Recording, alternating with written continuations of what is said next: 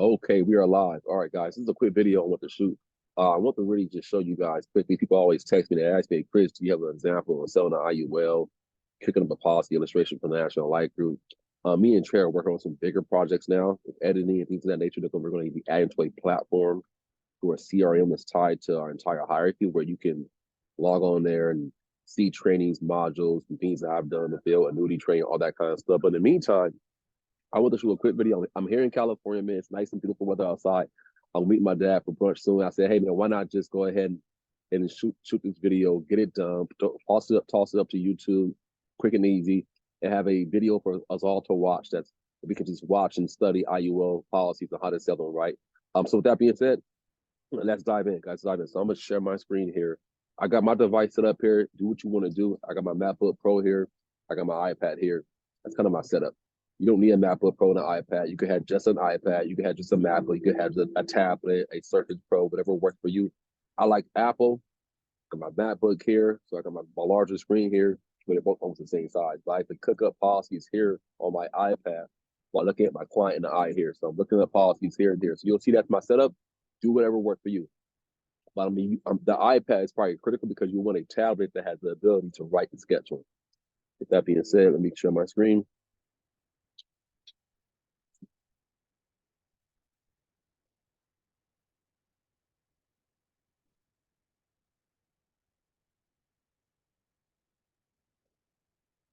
So first thing you see here is my back office with National Light Group. You should have an NOG login for your back office. You see my numbers here. You see my agent writing number, my annuity number here. You see my amount of clients I have, all that good stuff, right?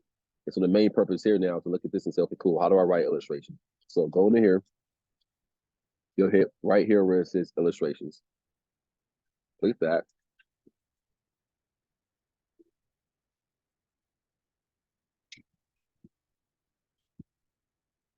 So here you'll see your recent client illustrations here. We're not going to go over all that there. I'm going right into new illustration.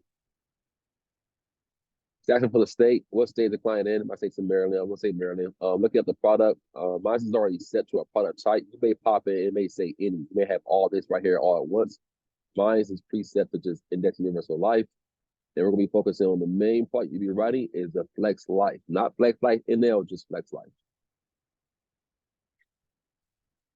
Got it. Now we're here. So we're going to spend most of our time here, right? Showing you, okay, how do you cut the policy up? What do you do exactly, right? So here, I've got let me write boom, boom, boom. It's a little bit here. So here I have a client, keep it the same. Client's name is Value. Client, he's a male. Let's say he's age 40, a little younger, age 40. He's 40 years old, right? And the client is good for a policy here. On risk information, guys, I always under promise, over deliver. All my clients are standard non-tobacco. They come out better, great. Now, if I underwrite the policy, client had cancer 2 years ago, high cholesterol, diabetes, the BMI weight, the height index is kind of off a bit. I'll call National Light Group ahead of time or email them and get a rating on that client. Table rating B, C, D. But 9 out of 10 of your clients will be set up this way here, standard non-tobacco. I go to death benefit and funding here, death benefit and funding. So let me walk you through now how I'm selling to clients now. So I'll be walking you through what I say to my clients. So the first thing it's saying here, Mr. Hart, that you want it's asking what's your coverage amount. What do you want? What amount of death benefit coverage do you want for your policy, right? Now, we both know you saw our workshop the other day, 3 Ways Money Grows, 5 Ways Money. Your main purpose here, I'm assuming, is building wealth in this policy, correct? So you don't want a lot of life insurance. You don't want a huge death benefit, right? And so here, the software is pretty cool here. What it says is here, minimum death benefit max cash value. You're saying, hey, I want to maximize my cash value and minimize my death benefit to the lowest legal amount according to the IRS tax law 7702, tax code 7702. So lower death benefit, higher cash value. What does that mean? The downside is this. You'll come up with a very small death benefit. It's not going to be a lot of coverage. You should have 10 times your amount of salary and your mortgage and life insurance coverage. We're probably going to fall short of that significantly. So if you need more life insurance coverage, we'll add on a term policy for the blend. Term is super cheap. It's inexpensive. But the main purpose of this policy here, Mr. Hart, is building wealth for you and maximizing cash value. Now, first thing you see here is death benefit option A and B. To keep things simple here, I'll tell you now the option A is going to be a level cost of insurance. But the downside is if you were to pass away, you're buying down insurance, so you only get the death benefit, not the cash you've accumulated. The increasing policy gives you the ability to leverage both the cash value plus the death benefit. When you pass away, your family gets both, but it is an increasing cost of insurance. We'll walk through what that means. Now, here's asking for your premium. It's asking me, okay, well, what amount of coverage or what amount of money do you want to put into the policy? How are you doing it? The first option here is a lump sum premium. You can say, hey, Chris, I've got 80 grand sitting in a checking account. I want to put into a lump sum. We'll keep it at zero for now. You may have that set aside. That should keep this example at zero. It's asking your premium mode. So how often, Mr. Hart, are you going to make payments? Is it once a year, semi-annual, twice a year? Is it quarterly? Is it monthly? Is it tied to a group bill with an employee? Most of my clients budget monthly. We'll put monthly here. Now, the monthly amount, we go to specify amount here, it's going to specify exactly what the client wants to put away. Now, it's default to $1,500. Guys, I do mine say $1,000. It's a simple amount. $1,000 is a good range for most of my clients in the DMV or market where we're at. So I'm going to put $1,000 here. So, Mr. Hart, what we're saying is the maximum amount per month you're willing to put away into the policy is $1,000 a month. That's your max. Now, Mr. Hart, when you have an insurance policy, normally, how long do you have to make payments on a permanent life insurance policy? For the rest of your life, for 5 years, for 20 years? Most clients say the rest of your life. That's absolutely 100% accurate when they're structured a certain way. These policies are being structured in a way where you can max fund your policy and stop making payments at a sooner date. So we'll put here 1 through 10. 1 through 10 means that the client's paying year 1 to year 10. At year 10, a client ceases and stops making payments. When you see 1 to mature, 1 to M, it's to the maturity date. It just keeps going.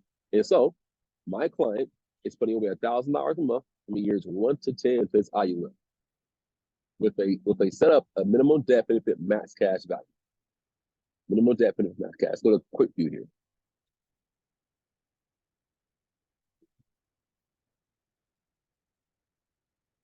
So we'll take this here. I go all the way up. I want to maximize the screen space here. I'm gonna go here, top right hand corner, and hit where it says markup. Got my handy dandy Apple pen here, ready to go. So the first thing we see here, Mr. Hart, is that you're a healthy male, age 40. That'll be me in a couple of years. Healthy male, age 40, with a death benefit of 239. That's your coverage. If you were to die tomorrow with this policy in force, that goes to your beneficiary, to your estate, to your trust. That's your policy in force. Now, Mr. Hart, like I said earlier, you should have 10 times your income and salary in life insurance coverage. Obviously, less than $250,000 is not 10 times your salary. I'm sure you're making more than $24K a year. You have a mortgage and a wife and kids. That's probably worth $500,000. This is not enough life insurance for you. But like I said, our main purpose of this policy is not solving for coverage. We're solving for wealth building. We can add on a term policy, which I highly recommend, called a blend, or a $1 million policy, $1.5 million policy for 20, 30 years to cover your family now. We'll talk more about that in a moment. But this policy's main goal is to keep that death benefit low. This is a good thing. Now, you'll see lapse here is NA. His policy never lapsed based off the structuring. There's no MEC. I'll talk more about the MEC is in a moment. But here you have a $1,000 modal premium. What is modal premium? That's a monthly premium going into your policy. You're putting away $1,000 a month into this IUL. That's the structuring you have in this policy. That's what you chose to apply. Now, this is the example we're showing here. You can always go up or go down with this policy. But we're at $1,000 a month max funding. Now, that's max.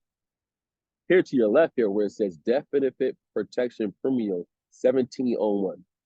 That's the minimum amount per month you have per year. Minimum amount per year you have to put into the policy to keep it in force. So we're looking at 1701 divided by 12 months a year. Most of my clients budget monthly. Run that bad boy up. We're looking at 142 per month. That is the minimum payment required to keep your policy in force for a guaranteed rate of 20 years. So if you're paying 142 per month, it's a crashing market. Nothing's happening in the policy. It stays in force. But if you're doing that 142 per month is not really paying for a lot of life insurance. I mean, not really building wealth, I'm sorry. It's paying for life insurance. So you're saying, okay, I'm paying 142 a month for a permanent policy of a little under $40 million of cash, a death benefit protection. Okay, great. That's okay.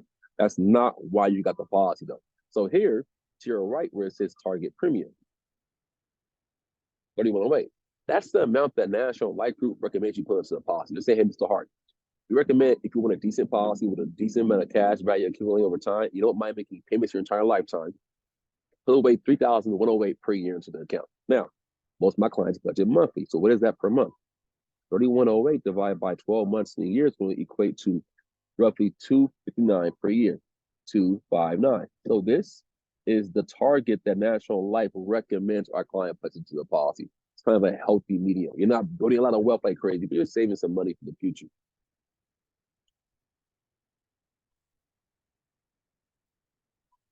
Now, to your right here, I'm going to skip where it says MEC premium MEC and come back to it. Right here where it says guideline level premium, $12,000.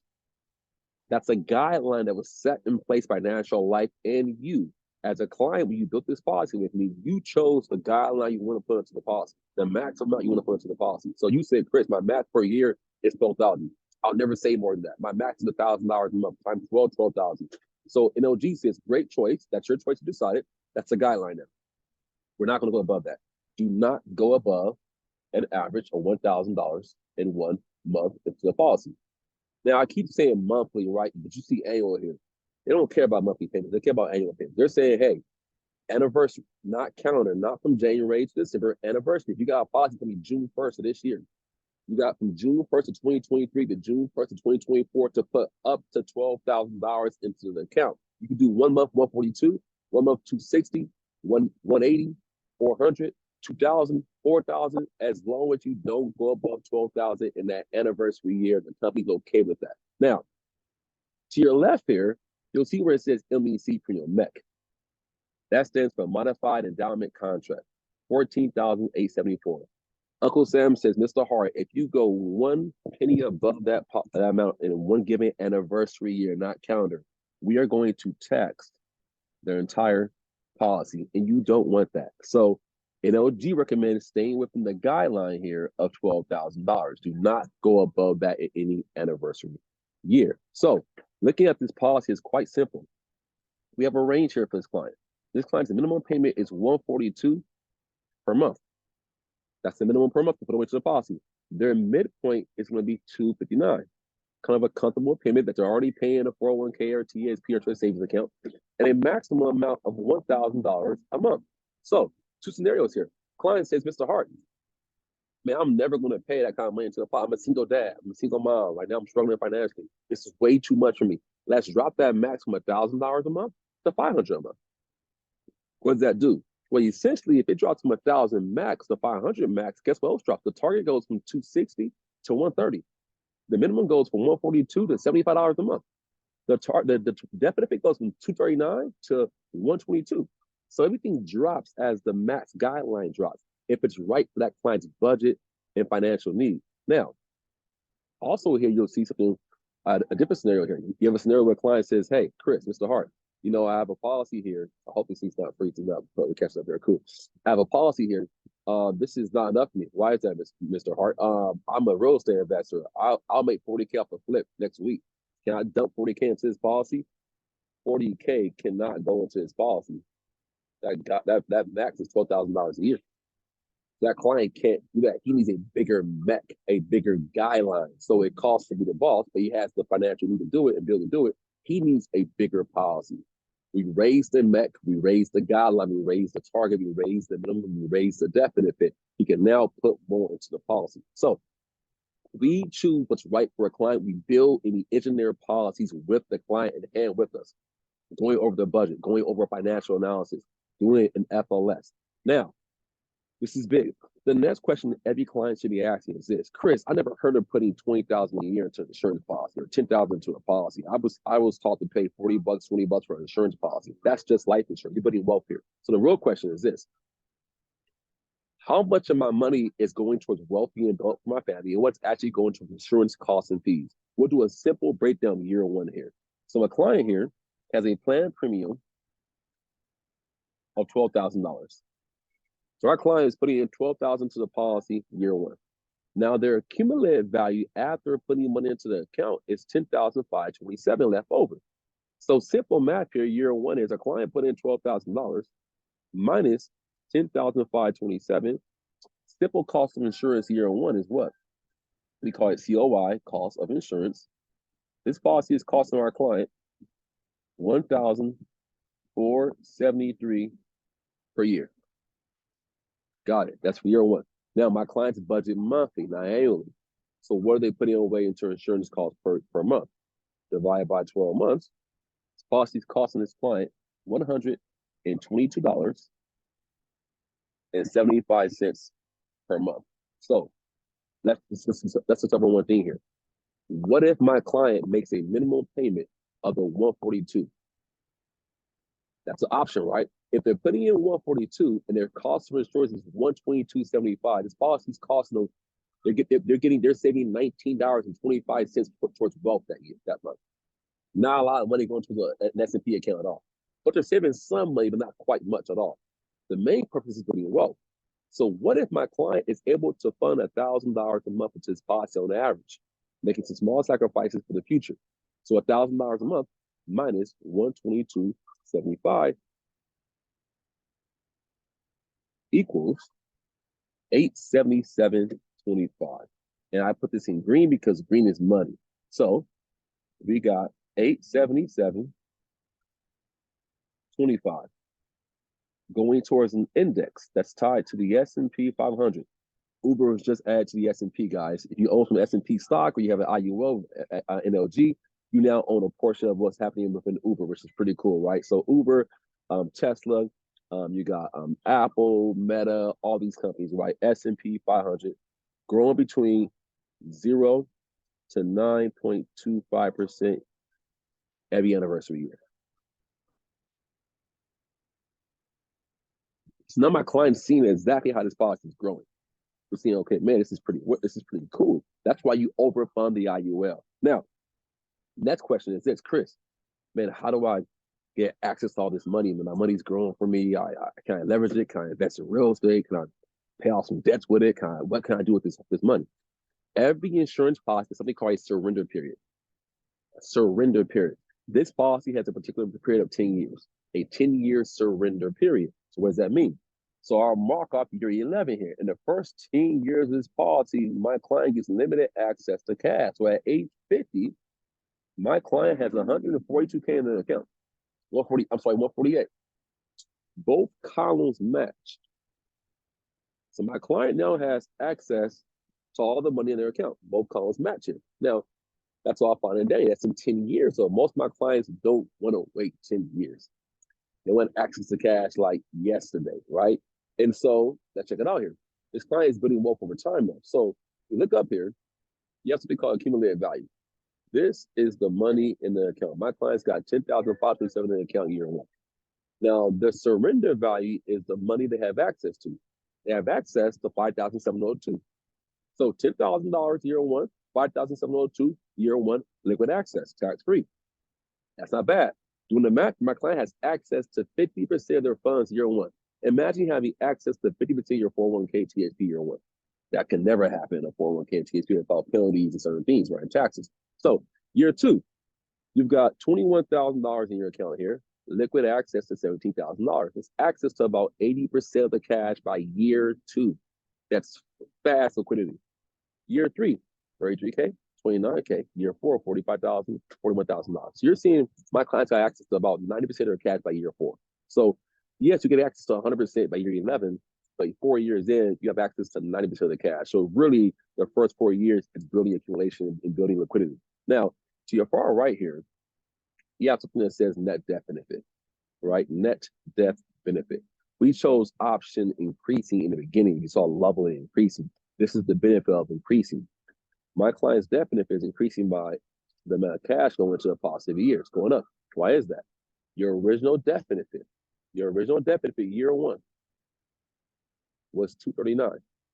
Well, you've been putting cash into the account every year for the last couple of years. So your net death benefit is the original death benefit plus the cash you put into your policy combined equaling your net death benefit. So what does that mean? This money all passes to your heirs 100% tax-free, which is great. Now, we don't plan on dying anytime soon. Let's talk about the real meat and potatoes here, why you're here today, right? To learn about how do you leverage this money to do things, build wealth, college for kids, all that great stuff here. So my client says, hey, Mr. Hart, I believe the market's taking a shift. I believe that rates should drop by Q4 in 2024. I want to make a splash. I'm going to buy some property next year, maybe 2025. So, okay, let's say 2025, you got $17,000 in your account. You say, Mr. Hart, I want to pull out $15,000. You want to withdraw 15K from the cash you save that's been growing for the last 2 years, tied to whatever the S&P has done. Great. Now, most people say, okay, cool, that money comes from the surrender value, right? I'm taking money from the account like anything I do with my Acorns account, Robinhood account, my 401k, my TSP. This works a little different. That 15K comes out as a loan against your death benefit. So if you died the next day, your family's not getting 261. No, man, they're not. No, sir, they're not. They're getting 261 minus the 15K loan you took out. But guess what? You're not tripping. You know why? You don't plan on dying next year. You bought an asset and the market kind of recovered and the rates dropped a bit. Maybe the value dropped a bit too. Double whammy, right? And you're saying, man, I'm doing well for myself. Now, here's the key thing. The $17,000 in your account that you withdraw the money from, right? It came from a loan from the death benefit.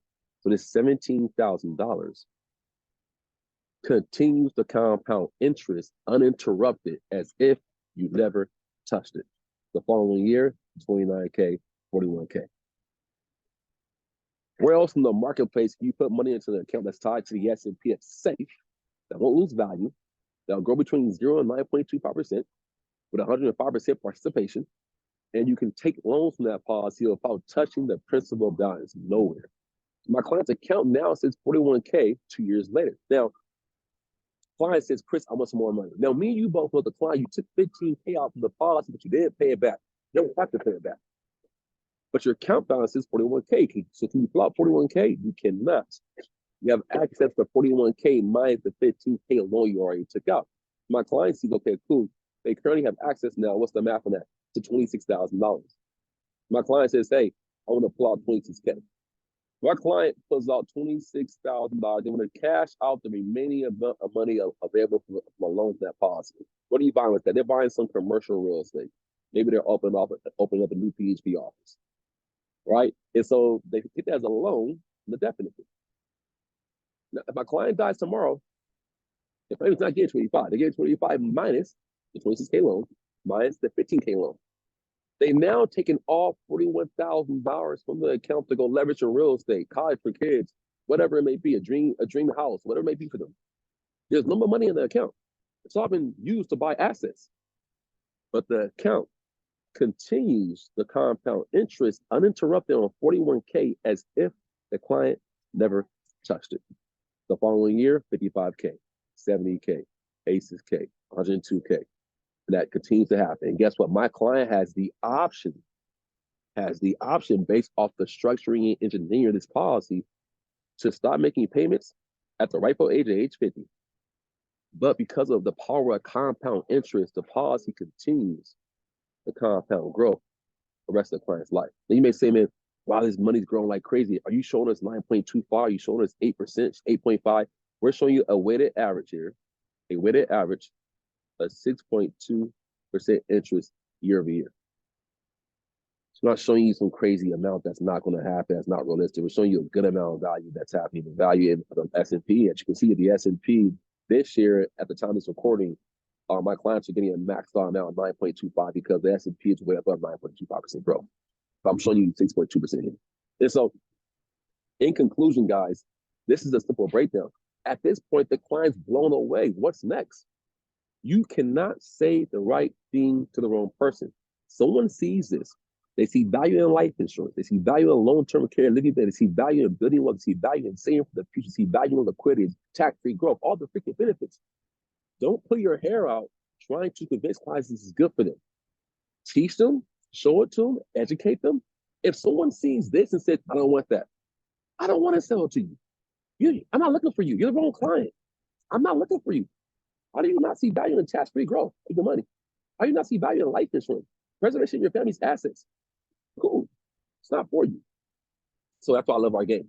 Because I show clients this, and then now what's next? That's solve for X. What do we solve for? The premium. What do you want to put into it? $6,000 a year, $20,000 a year, $100,000 a year, $8,000 a year. 50K a year, 4,000 a year, 1,800 bucks a year for your kids. What do you want to put into it? And you show clients if you go back, and I always take this here, the phone of a client. I'll just hit screenshot here, done, save, and maybe send them a copy of it, right? Boom, screenshot, or it may be. But y'all, with that being said, my main goal today was to showcase you guys how to leverage the IUL to serve clients. It's an easy cook-up of illustration, guys. I love it. It's simple. That took us, 35 minutes to explain and break down. That can make you a lot of money. Now, obviously, CFT Academy, the online modules will be launching soon here in SOS next year. All right, we'll have CFT Academy on the online platform. You can go in and log in and see it. All types of stuff is coming to SOS guys in 2024. I'm excited, but this is a quick video cooked up. I'm post to YouTube. I'm gonna launch it in the SOS hierarchy chat right now. If you're out there saying, man, Chris, I don't want to be a CFT. I don't want to be a CFT. I just want to go out there and sell IUL to clients on my own. I recommend becoming a CFT because you can be certified by somebody who knows what they're doing. But if you're like, man, I don't want to be a CFT, I just want to learn how to do my own policies, go do your own thing. The builders become CFTs because I want to build a hierarchy. This is building. This is me on my downtime saying, let me create a system to create speed and operating speed and give guys the tools to go out there and sell more policies. I have distribution. I have an army. I built a team. I'm here right now in Ontario, California. I was at these malls in 2015 prospecting, getting numbers. I sat down with a guy from WFG here about 6 years ago, tried to bully me. He was making $240 a year in income. I was at $80K in income. He showed me his numbers, tried to bully me. I built in the trenches. And so I'm in a point now, I'm like, cool, I'm still building. I have distro. So I encourage you to go get distribution. Imagine having 1,000 people on your team doing these illustrations every single day across the country. Passive income will be phenomenal for you. But more importantly, the impact in your community will be phenomenal, y'all. So that being said, I'm out. God bless. See you soon.